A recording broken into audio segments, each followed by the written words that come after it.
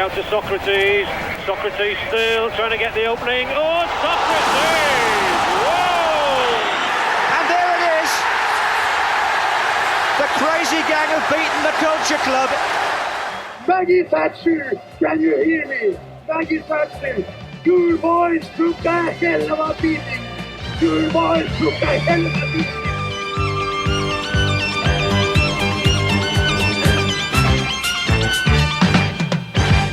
Welcome to Your Boys Took One Hell of a Beating, talking about another great book. A fantastic guest. Joseph Pope has joined us today for Diamonds in the Rough, his book on non-league football's biggest success stories. I think we all know, that players that have come through non-league football to rise to huge things, at the top end of the game.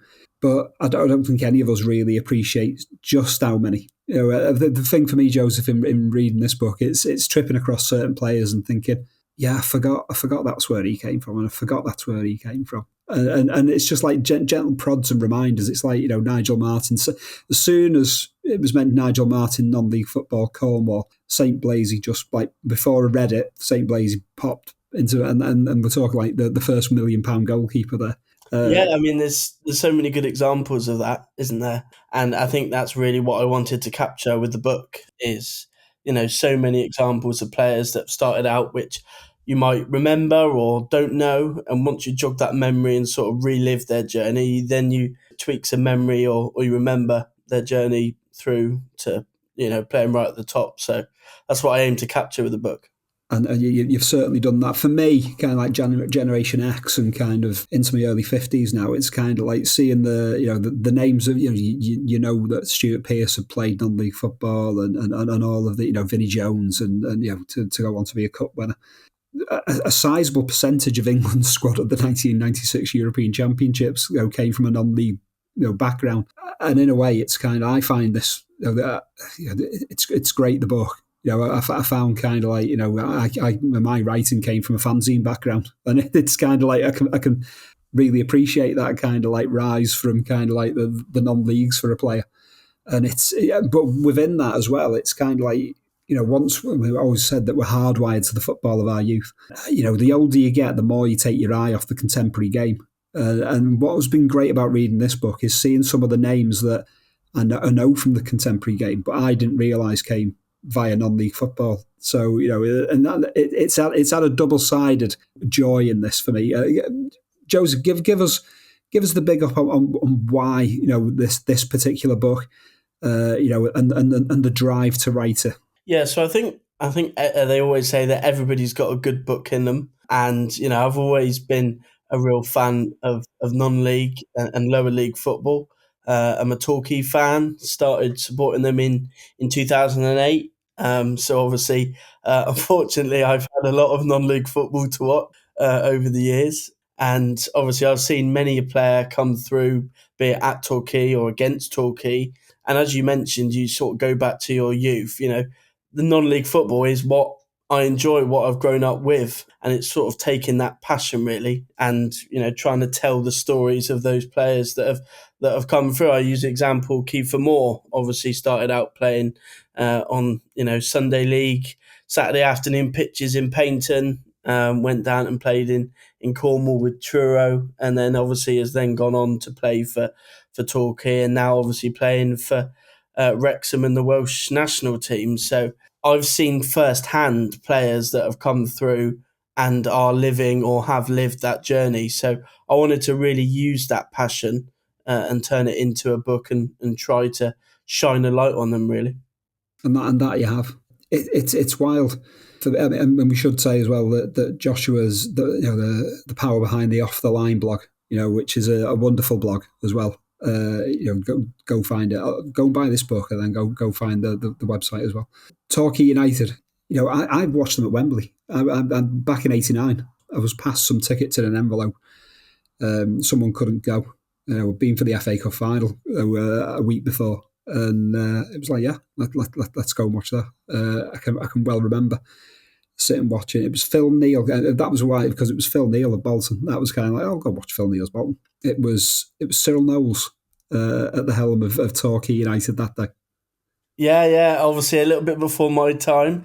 I was only born in 2000, which will no doubt make you feel a bit old. But as you say, I mean, I've been lucky enough to have been to Wembley once to watch Torquay, the final against Cambridge, and that's really where my love of Torquay came from. And since then, I've seen.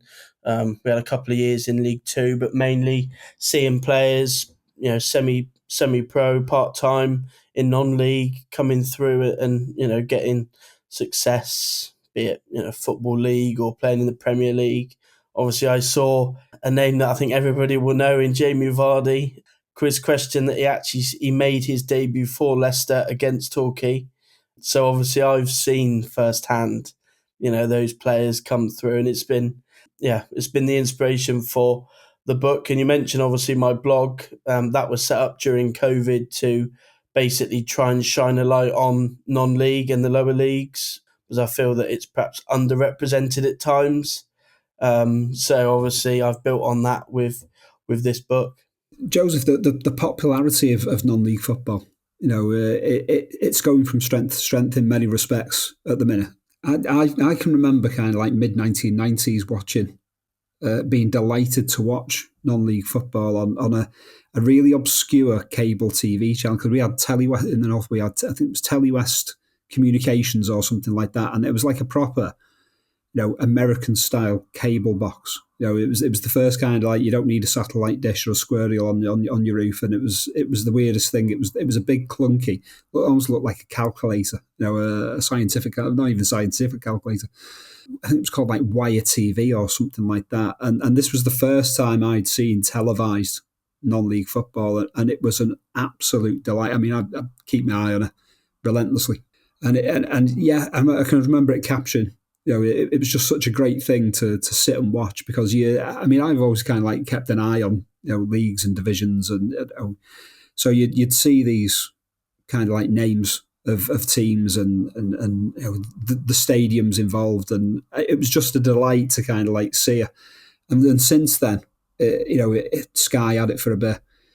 BT Sport, a friend of the podcast, Adam Summerton, commentated on it for a good few years for them. And now it's on the channel that I never know how I'm meant to pronounce it. Is it DAZN or is it DAZN? DAZN, yeah. I'm 51. I'll call it DAZN. But it has grown itself. A kind of, I wouldn't really call it a niche market, but it's certainly earned itself a dedicated following, not just of supporters of the teams involved in those leagues, but I think just football lovers in general. It's kind of like it's drawn in, because I know on international weekends I'll wherever possible I'll go out and certainly when the sun's shining, it's kind of like, let's go and take in a non-league game. It's such a wonderful thing. Yeah, I mean, I think the first paragraph that I have in the book is that it's non-league stripped back to its roots and sort of the rawest form of the game, and I think that's what people like. You can go to a game, you can connect with the players and the clubs. So many brilliant stories, of which there's lots of them captured in the book. And I think people are getting disillusioned with the top flight nowadays. There's no real connection or love between the supporters and the team, and that's why I think so many are going to non-league. I mean, I remember probably the earliest memory of watching non-league football is watching a playoff game, Torquay v Histon, back in the day on Setanta, and obviously it's come a way since then. Obviously, it continues to get more professional year on year. We've got the likes of Mark Hughes in the leagues now, managing his team, Carlisle. So it goes from strength to strength each year, and no doubt we will have more examples of players that make that journey through to the higher leagues, because the quality now is night and day from what certainly I grew up with when I started. I mean, for me going back, I remember, the introduction of promotion and relegation from what was the conference at the time, 86, 87. The old, and prior to that, the old re-election process, which was just so, it was a hideous thing. There was no one between what was it, Wigan Athletic in '78, I think it was, and to the end of the re-election process. There's so many good teams, Altrincham in particular, Enfield, denied those places. You write about it in the book, and I've noticed this before.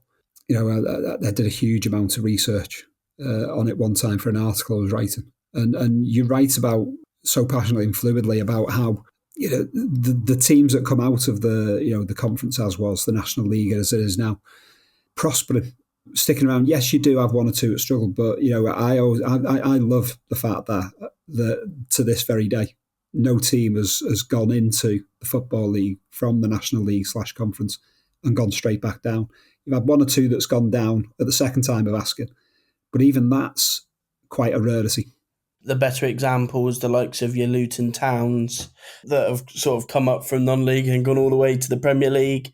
Teams. There's so many teams that have come up and then gone up again. Notts County are in the top 3 at the moment in League 2.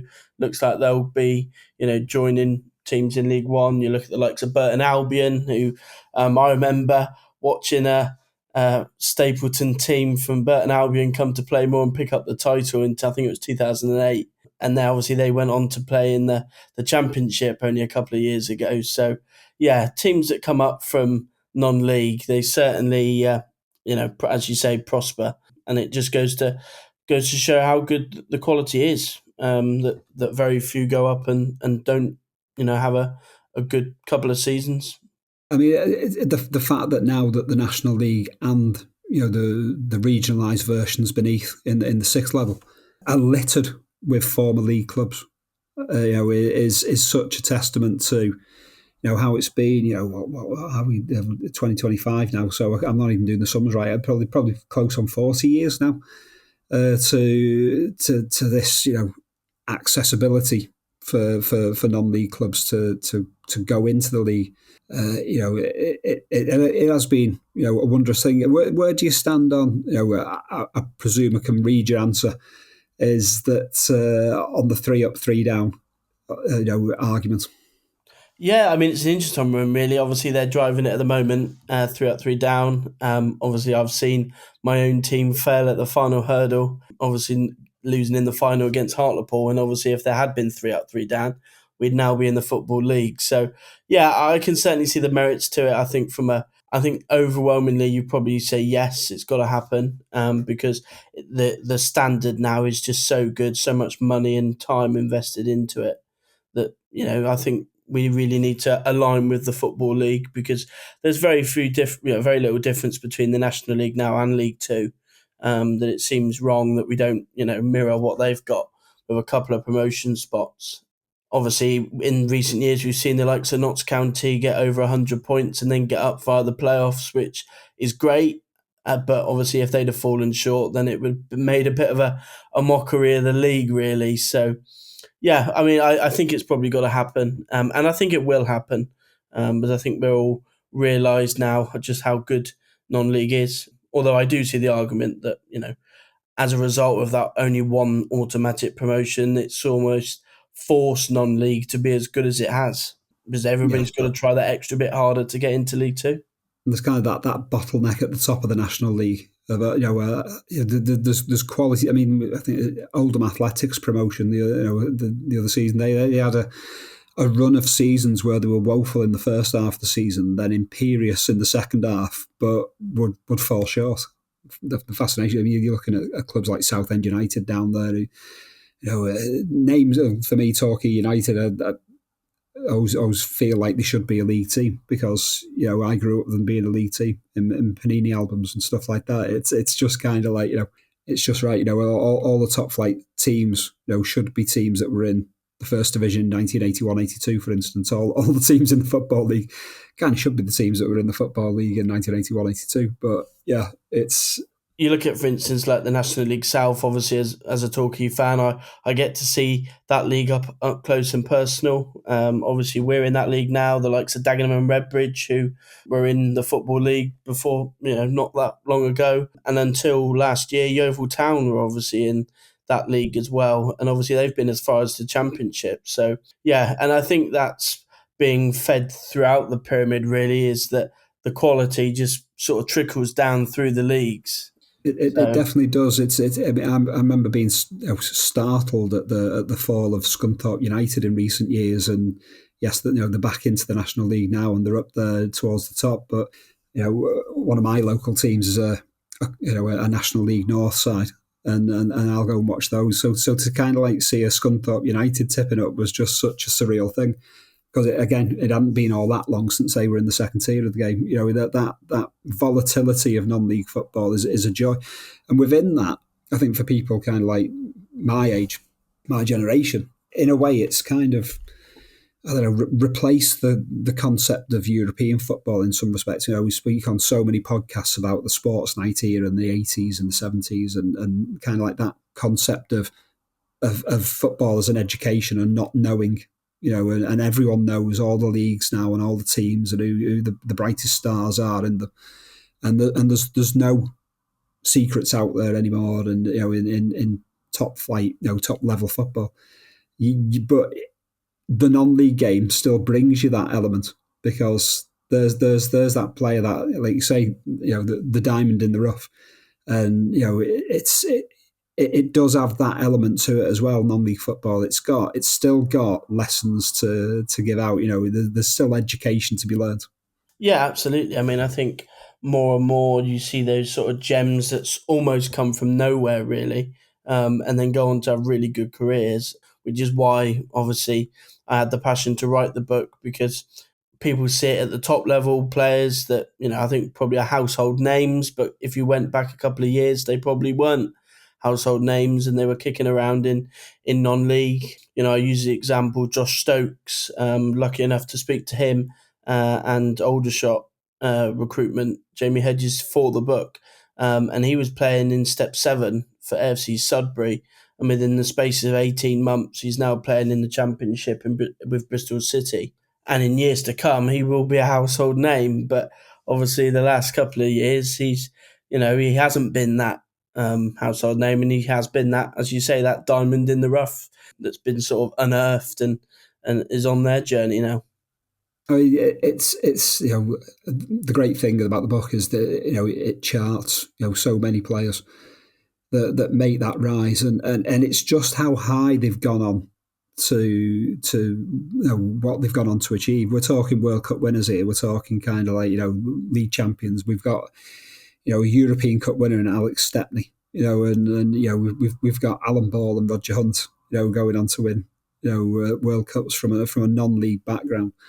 It's that concept that anything being possible for which is always the joy of football. Some of the names, John Barnes. I always remember Sudbury Court and all of that. It's got so much. So many players. I mean, of all these stories, just give us a few that kind of, some of you afraid. We don't want to give everything away about the book, but give us a handful of your favourite stories and your favourite players. Yeah, I'll probably pick out two that really, really, interesting story. One of those being Tyrone Mings, obviously now a household name in the Premier League, came through with Chippenham Town when he was working as a insurance sailor, selling house insurance and mortgages, and obviously then got the big break, went on to play for Ipswich, and then to Bournemouth, and then now playing in the Europa League with Aston Villa and for England. And following in the same suit, you've got Chris Smalling, started out in non-league with Maidstone, got a very rapid rise to join Fulham, and then obviously then gone on, as many people will know, to play for Manchester United and Europa League with Roma, and obviously play at World Cup with England. So yeah, I mean, that's just two examples of players that have had quite rapid rises from the lower levels of non-league right up to the top. It is a fascinating landscape.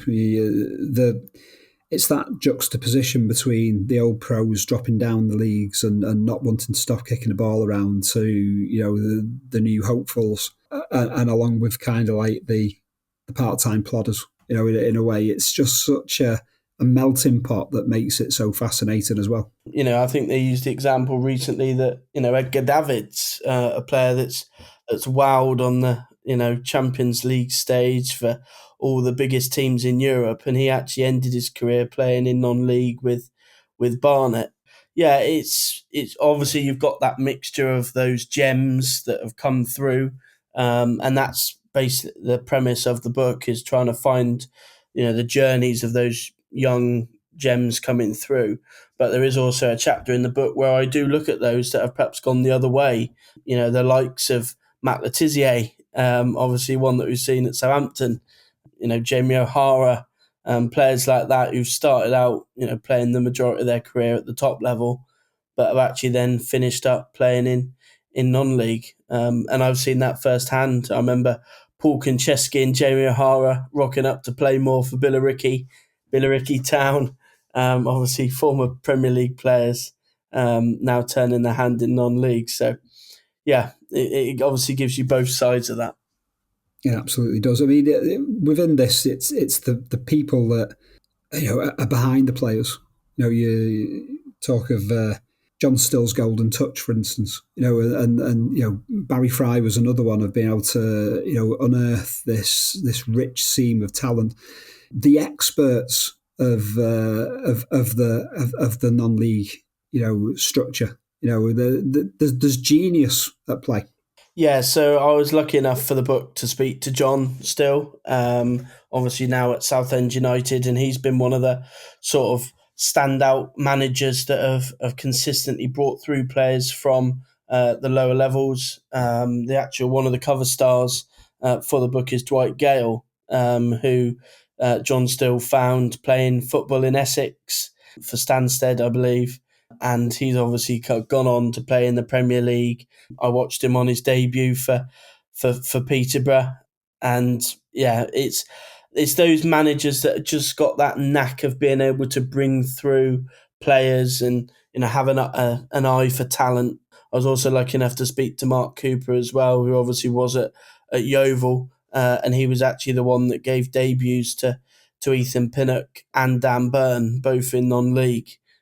So, yeah, it's those sorts of people that you speak to that are the real sort of founders of the game, if you will, that have such a big impact on giving these players their big break.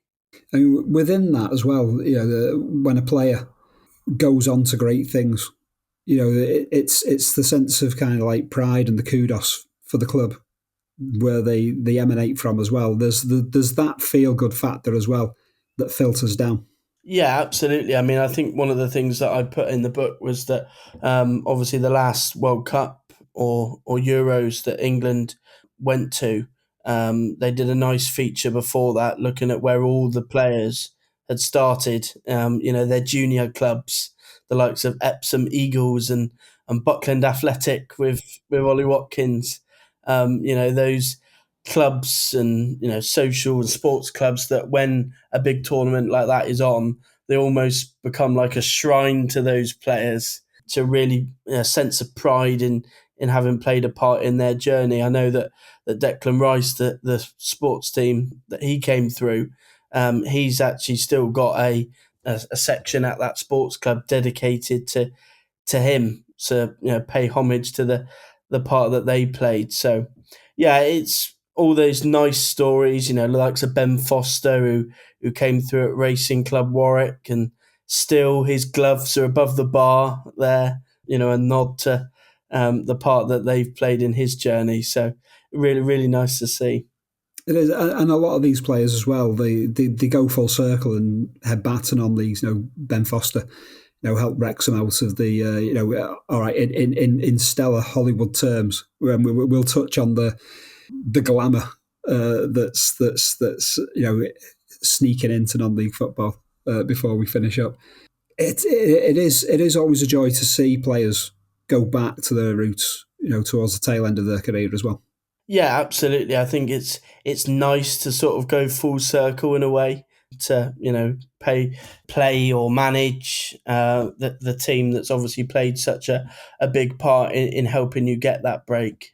And yeah, obviously lots of examples of people that have done that. And obviously, I mentioned about Edgar Davids. Obviously, didn't start in non-league, but it's almost nice that these players that have played the whole career at the top level end up in non-league. There's a sort of poetic element to that for all of their careers they end up back where they started. So yeah, it's nice. Yeah, I mean, it does speak of the love of the game for those players, because it's not for the money that Edgar Davids is going to Barnet. It's not for the money that any pro is going back into the non-leagues. It's certainly it's the love of the game and wanting to continue to play or to give something back, and it warms the soul in that respect. It's so easy to be cynical about contemporary football, but it should be flagged up. When it's like Jamie Vardy, he's currently knocking the ball around Serie A at the minute as part of his twilight. You can fully see Jamie Vardy kind of returning to non-league football for a year maybe before he calls it quits full time. Yeah, absolutely, and that would be a really, really nice story, wouldn't it? To see him for the sort of final few years of his career, be it come back to Halifax or even Stockbridge Park Steels. That would be lovely, wouldn't it? Yeah, it's really nice. Obviously, for instance, at the moment you've got Andy Carroll playing in the 6th tier with Dagenham and Redbridge. It's that's why we like the game. And as you say, it's these players who they're not doing it for the money; they're doing it because they love the game, which is really nice to see. Yeah, I mean, it is. It does humanise, a game that is so laminated in many respects, and it really is. There's so many players that we could talk about here. You mentioned Dwight Gale, Wes Thomas is another fascinating one, but Pele Ruddock Mapanzu at Luton Town is a really, really heartwarming one. His rise with that. I mean, Luton to be in the National League was such a startling thing. For a child of the 80s who saw them win League Cups and reach other finals and came so close to reaching an FA Cup final in '85 and lost another couple of semi-finals and all of that. It was weird to see them kind of like a bit like Oxford United from League Cup winners in '86 to being out there, but for them both to rise. But yeah, for Ruddock Panzu, it's a great story, a great story to have played in all of those divisions and to have turned out in the Premier League for them. Yeah, obviously another player that actually got his sort of big break under John Still, and spoke to him about obviously what he was like as a player. Came through at Boreham Wood, their really successful academy system that's gone on to produce the likes of Sorba Thomas, Iliman Ndiaye, and obviously then he got his big break with West Ham, which didn't work out for him, but he's one of a number of players who've perhaps been with Premier League teams at academy level, perhaps not managed to break through and have turned to non-league to almost kickstart their career again. And having signed for Luton in the National League under John Still, he then has been an ever-present for Luton, only leaving them this last summer. And with Luton, he obviously got from the National League to the Premier League, the only player ever to do that. So it's testament to the quality of non-league and how it can springboard players to really kick on and make a career for themselves. Within that, there's that sense of determination that isn't always mirrored at the top end of the game. You can look at kind of like players coming through academy systems and being touted as the next big thing and it falling away because they've already got the world at their feet. Ian Wright is such a big indicator in this. Coming into league football, at a relatively late age from non-league football and going on to do what he did, terrorising the best defenders in the country. That determination in players who climb from the non-leagues is unmistakable. Yeah, and obviously Jamie Vardy being the other really noticeable one that started really late in getting that break, and you almost appreciate it more, I suppose, having gone through those hard yards and those cold Tuesday nights going through non-league and having to work your way up, you almost come to appreciate it more. I mean, John Still actually said in the book that, one thing that really stood out with Pelé was that you could see his attitude, his application, his determination and his hard work was just much more than those around him. And it's no surprise that he's gone on to have the success he has. So, yeah, I think there's definitely an authenticity about, having to work your way up right from the bottom, and that really, setting you in good stead for success at the top level. Is there anyone at the minute at Torquay that you can see going on and following in the footsteps of a Jamie Vardy, of an Ian Wright, of a Roger Hunt? Yeah, well, obviously I don't want to sell them before they've even made the move, but I think the one that I would look at is Sam Dreyer. His dad, I believe it was John Dreyer, went on and had a good career himself. He did. And Sam is he's a good lad. He's centre half, proper old school centre half. Puts his head in where it hurts. He's only early 20s. We actually signed him from Peterborough United. They released him, and we signed him from there. He's in his second year with us, and I think of the players that we've got, hopefully there'll be a couple that are with Torquay as they rise through the leagues, hopefully. But yeah, I think he's one that he's definitely going to have a really good career in the game. Yeah, he's the one you're fearing that someone will come and pluck. In terms of selling off players, diamonds in the rough of your rivals that are surrounding you, is there anyone else across your division that's caught the eye? Yeah, the one that's really caught my eye the last couple of weeks, actually played against my team, Torquay, and actually scored against my team, is a lad called Henry Hearn, released by Millwall in the summer, now playing at Hornchurch. Hornchurch sit top of the league in his early 20s. And I think it's almost like a dying breed, I think, is real old school number 9s. And he is sort of a throwback to that real big, wiry frame, loves getting his head in, quick as well, and has scored quite a few goals this season. I think a bit selfishly, given that they sit top of the league and my team sit fourth, I hope he does go on and get sold. But yeah, I think he is one, I think the hallmarks are there. He's been at a higher level academy with Millwall. He's turned to non-league to sort of kickstart his career again, and have no doubt that he will at some point be a Football League player again. So yeah, he's one of many in the league who I'd say are going to make really, really good careers for themselves. Excellent stuff. I mean, when Torquay rise through the divisions and make it to the Premier League themselves, how are you going to cope with the toxic and rarefied air, shall we say, of the Premier League?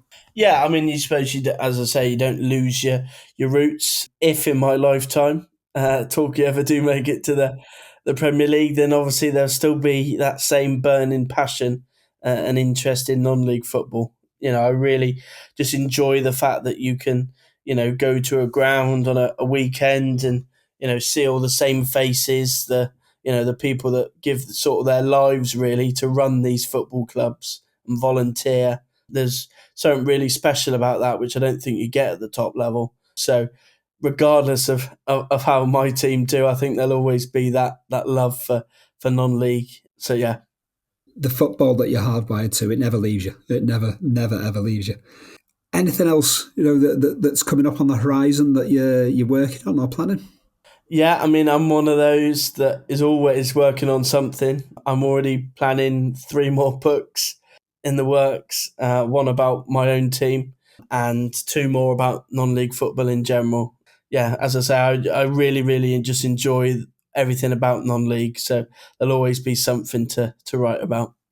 Brilliant stuff. And just going back to, I mean, they're a championship team now, Wrexham, bringing that spotlight, whether people agree with it or not, that kind of spotlight was intensified by, the whole, welcome to Wrexham thing, and whether you are for or against it, that creeping glamour into the non-league, the fact that they've shown a way for other people to say, all right, I want a bit of that, and I want to buy a non-league club and see them rise up through the divisions. Do you see that creeping hand of kind of the big bucks. Will we ever get to a point where the National League, the fifth tier National League, becomes the danger of that chasm opening, like we see in the professional levels or the fully professional levels? We often talk about that gap between the Premier League and the Championship, or League Two and the Championship, and how big and small sort of various leaps are to make. Is there a danger that teams going into the National League from the regionalised ones below, will there be an eventual chasm the way it's going, or do we still think it'll be able to keep it honest in a way? I think there'll always be a little bit of a chasm, only just because of the way that you're jumping up a higher level. But I certainly think that chasm is probably shortening each year. You've seen the likes of Scunthorpe, Bournemouth. They were in the sixth tier last year. They've both come up. They're already sitting comfy in the playoffs. And non-league gets better and better every year, more professional, more money into it. Looking at take the National League South as an example, there's probably 8 or 9 teams now who are fully full-time, which going back years, that would have been unheard of. And, I think the National League, virtually every team in there is full-time to some extent. So that's always feeding down the pyramid. So I think that chasm will get smaller and smaller each year. And I hope it does, because that makes it more of a level playing field and makes it more exciting. It does, and that's what it comes down to. People, I grew up on a football that was a relatively level playing field, even at the very top, and to see it tilt as dramatically as it has just been a terrible thing to witness, really. And that's again one of the great joys in non-league football is that level playing field, that you still have that kind of element of a well-run, well-organised football club, both behind the scenes and on the pitch, being able to prosper and to rise through the ranks. Joseph, again, give us the name of the book, where to find it, and a plug for your blog as well. Yeah, so Diamonds in the Rough, you can get it at all your usual bookstores, Amazon as well, online, and also via the Pitch Publishing website itself. Got all the links on there, and then my own blog, Off the Line blog, on Twitter at Off the Line blog is my handle, and there's always something on there about the lower leagues, be it the EFL or non-league. Wonderful. Thank you so much for joining us, Joseph. All that leaves me to do is to say thank you for listening, and do join us again next time. Thank you and goodbye.